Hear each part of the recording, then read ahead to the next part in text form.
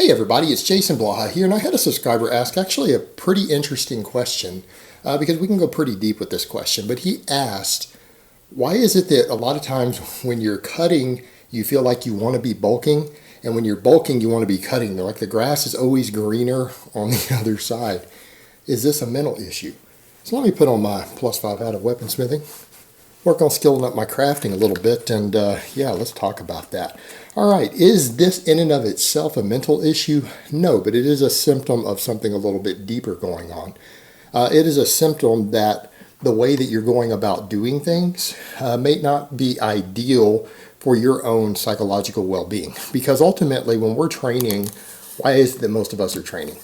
The majority of us, there are exceptions, we're training to better ourselves in some way. We are doing this to improve ourselves in some way, which means to improve our lives and our well-being in some way. And that does include mental, because training is in and of itself healthy for the body. It's healthy for the mind. It's a stress reliever. But we know even in the long term, it improves cognition and memory. I mean, so training is really about improving yourself on multiple levels, but that also improves your quality of life, improves your mood, your sense of well-being. That's why we do these things. Hopefully that's why the majority of people train, the majority of people exercise, is to improve yourself, to better yourself. The problem that we have, though, is that we have certain subcultures within this community and within this group that promote different ideas. And I mean, let's seriously talk about the whole bulking and cutting thing. The more I've thought about it over the years, the more I've realized the whole bulking and cutting concept probably isn't physically healthy. It's probably not emotionally healthy. Now, I know people are going to say, well, because physique competitors do have to bulk and cut. Yeah, for modern standards, modern physique competitors have to bulk and cut because they can't maintain anywhere near the body fats they're required to be at to win competitions. They can't maintain that. It would kill you. You can't stay that lean. So here's our problem. When we're talking about something being healthy, why are we even talking about physique competitors? We already know physique competition is inherently unhealthy. There's no way to do it in a healthy manner. So why do we even need to enter the conversation of that? Why do we need to talk about fitness and physique competition at all? They're incompatible anyways. That's a completely different thing. I shouldn't even be involved in fitness. We shouldn't be discussing it. But that's where people are going to go. That's where your bulking and cutting comes from. Now, I'm not talking about people in the beginning. I'm not talking about someone starting out. You know what? If you're really underweight and you start training, yeah, you're going to have to bulk. I mean, if you're 5'11" and 150 pounds and you start lifting, you are going to have to bulk. You're going to have to put on 20, 25 pounds to really gain appreciable muscle. That's just normal because you're already lean. There's no way that you're fat at 150 pounds. If you're 5'11", so even if you bulk up to 175, you're still not going to be fat. You're still going to be lean, especially if you did that while training. It's not really a big deal. If you start out 50 pounds overweight, obviously you're going to have to cut. If you have a 40-inch waist or a 42-inch waist when you start training, you're going to have to cut. You're unhealthy. You're fucking fat. Let's just call it what it is if you're at that point. But that's not what we're talking about. We're not talking about that because everyone has to start somewhere. Everyone is going to have to gain weight or lose weight initially. That's perfectly normal when you start training because of where you start. What we're talking about are the people who feel they need to bulk and cut every year. They need to spend a whole period of time gaining weight so they can gain muscle, and a whole period of time losing weight for months on end to get lean enough to be where they want to be. Now, here's the question we get into. Is that physically healthy? Is that psychologically healthy? Probably not. That doesn't make it a mental illness, but it does show something here. People realize when they're doing that, the grass is greener on the other side. Why? Because they feel like they're fat when they're bulking. They don't want to look like that. They want to be leaner, yet they feel this need to gain muscle more rapidly. To gain muscle more rapidly to the point to where they're willing to gain 15 pounds of fat to get there.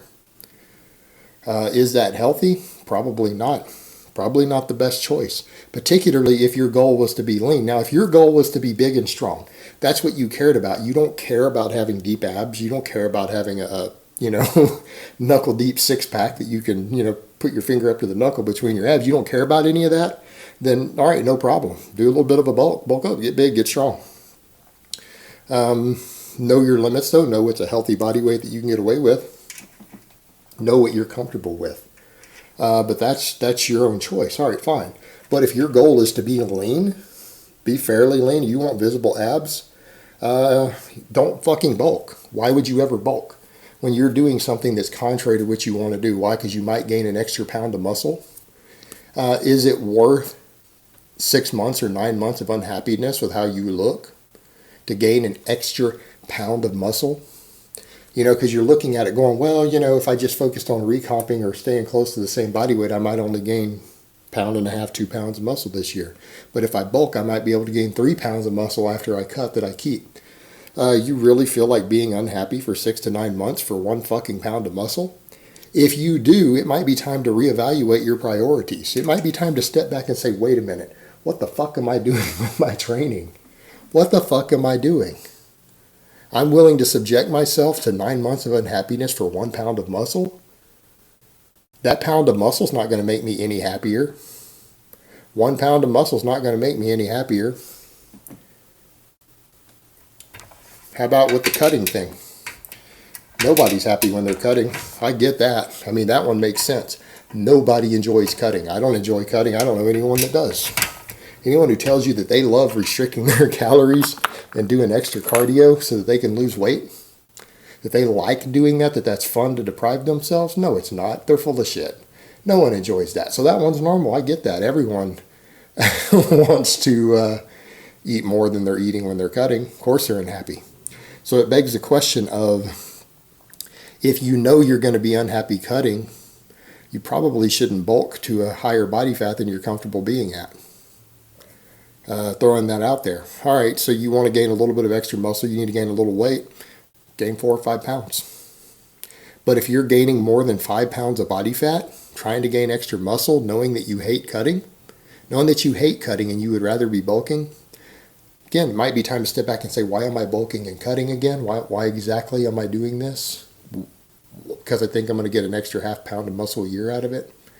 So I'm going to go through phases to where I'm going to bulk and be unhappy because I feel fat and sloppy and I'm uncomfortable with it. And then I'm going to go through phases where I have to cut, where I crave food all the time and I'm hungry and feel like shit. So the question I would ask is this enriching your life in any way? Maybe it is. Maybe it is. It's not for me to say, but that's a question that people need to step back and ask when they find themselves in that situation. Is this actually enriching my life? Or could I just stay at a similar body weight wherever I'm comfortable with, whatever I'm happy with? Because you know what? That's individual. There are plenty of people who are perfectly happy at 20% body fat, who are athletic, who train, who work out. They're happy with it because they don't really care. They don't care about being lean. They like being a little bigger and stronger.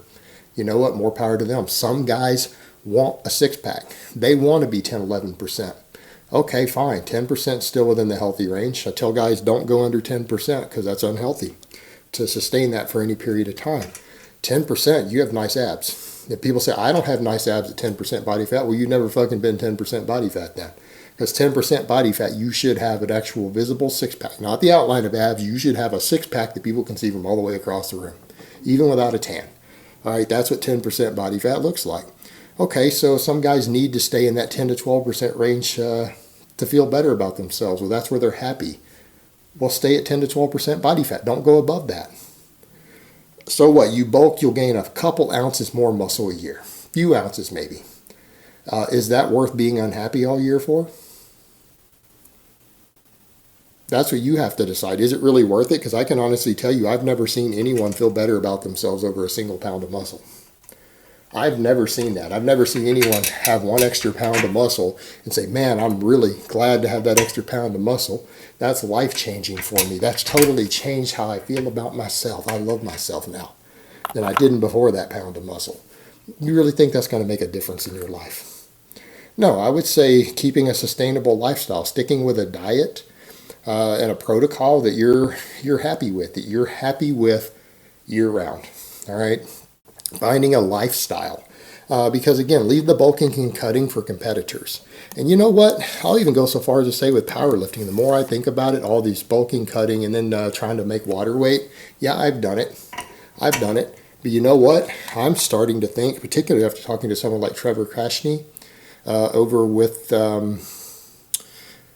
Viada's company. What is it? Complete Human Performance. I chatted with him a couple years back about this because he had saw kind of what I did with my weigh-in, and he gave me some advice. And I think Trevor's dead right. You know what? I don't think powerlifters need to be ever going more than a few pounds above their weight class. If you go more than 5 pounds above your weight class, you probably just need to get leaner, or you need to accept that you're not really ready to be the best in your sport. You're not really taking your competition seriously. And I'm saying this as someone who has competed myself. I've got my stack of medals. You guys have seen them. I've got all my medals. I've done my competing. Did I do everything possible to be the best that I could have been for a weight class? If I really have to ask myself, like a serious question, did I take it as seriously as I could have? Fuck no, I didn't. You know why? I'd have been 10% body fat. If I was really, really as serious about my powerlifting as I thought that I was, I would have been 10%, 11%, 12% body fat. That's what I would have been.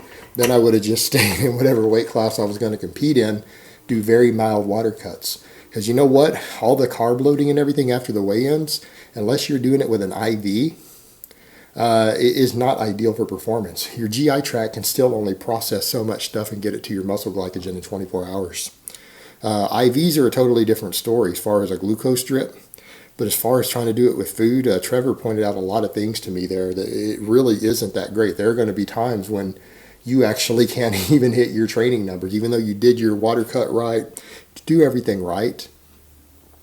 It can still hurt your performance enormously. There are going to be times where your training max is going in through 2 weeks before the meet. You can't hit them sometimes in competition after your water cut, even though you got your weight back up. It has to do with the fact that you're pulling a ton of water into your GI tract. It's not all getting to your muscles like you think it is. So is it really worth it to do these big cuts? Probably not. Maybe a serious power lifter, if their goal is to really be at the top of their game, would be to just stay fairly lean year round. Stay in a competitive lean range would probably be best. If you were really serious about your sport, you're not going to bulk and cut either. You're probably going to stay at that and kind of recomp. And then lean bulk a little bit. Lean bulk a little bit when you reach a plateau. Otherwise, you're going to focus on recomping. That's going to make the best power lifters out there. And it does. Look at the guys who are winning. Look at how they look. They look kind of like almost like bodybuilders. So let's be honest here. So I'm saying as someone who has done the powerlifting thing, I don't know if bulking and cutting is good for powerlifters, even for competitiveness. I think me bulking as much as I did probably hurt me as an athlete. I'm not even going to say probably. Let's just cut probably out. Let's just be honest. It hurt my performance as an athlete. And I'll just admit that. It's not the best way to go. It's not the best way to go. The best power lifters that I see out there stay under 15% body fat year round. They don't ever go above 14, 15% body fat. The best guys I see out there, best raw lifters.